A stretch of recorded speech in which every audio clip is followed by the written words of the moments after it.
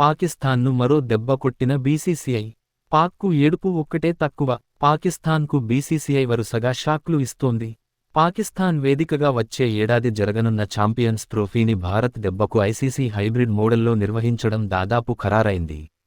తమ దేశానికి టీమిండియా రావాలని పాకిస్తాన్ విశ్వప్రయత్నాలు చేసినా బీసీసీఐ దానికి అంగీకరించలేదు. అత్యంత పవర్ఫుల్ బోర్డు అయిన బీసీసీఐ వైపే ఐసీసీ నిలిచింది. అయితే పుండు మీద కారం చల్లినట్లుగా పాకిస్తాన్ను భారత్ మరో దెబ్బకొట్టింది.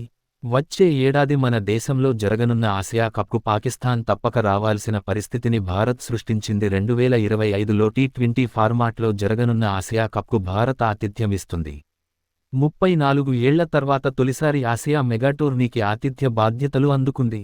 అయితే భారత్కు పాకిస్తాన్ తప్పక వచ్చేటట్లుగా Asian cricket council, international cricket council పై బీసీసీఐ ఇప్పటినుంచే ఒత్తిడి మొదలుపెట్టింది. మన బోర్డును ధిక్కరించి పాకిస్తాన్ క్రికెట్ బోర్డు సంచలన నిర్ణయాలు తీసుకోవడానికి ఛాన్స్ లేకుండా బీసీసీఐ ఉచ్చు బిగిస్తోంది. పాక్ బోర్డు ఆర్థికంగా మరింత నష్టపోకుండా ఉండాలంటే ఐసీసీ, బీసీసీఐ మాటను దాటకుండా ఉండేలా పరిస్థితిని మరింత తీవ్రత చేస్తోంది. గత 16 ఏళ్లుగా పాకిస్తాన్లో టీమిండియా పర్యటించడం లేదు. కాగా 1984లో ఆసియా కప్ టోర్నీ మొదలవ్వగా ఇండియా చివరిగా 1990లో ఆతిథ్యం ఇచ్చింది. ఆ తర్వాత మన గడ్డపై ఆసియా మెగా టోర్నీ జరగలేదు. వచ్చే ఏడాది టీ20 ఫార్మాట్లో భారత్, 2027లో బంగ్లాదేశ్ వన్డే ఫార్మాట్లో ఆతిథ్యం ఇవ్వనుంది.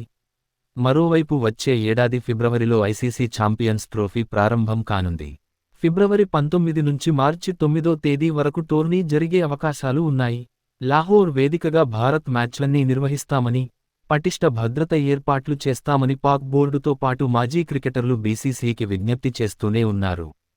కానీ హైబ్రిడ్ మోడల్లోనే ఐసీసీ ఛాంపియన్స్ ట్రోఫీ నిర్వహించాలని బీసీసీఐ పట్టుబట్టింది. ఐసీసీ కూడా హైబ్రిడ్ కేస్ అంటుంది.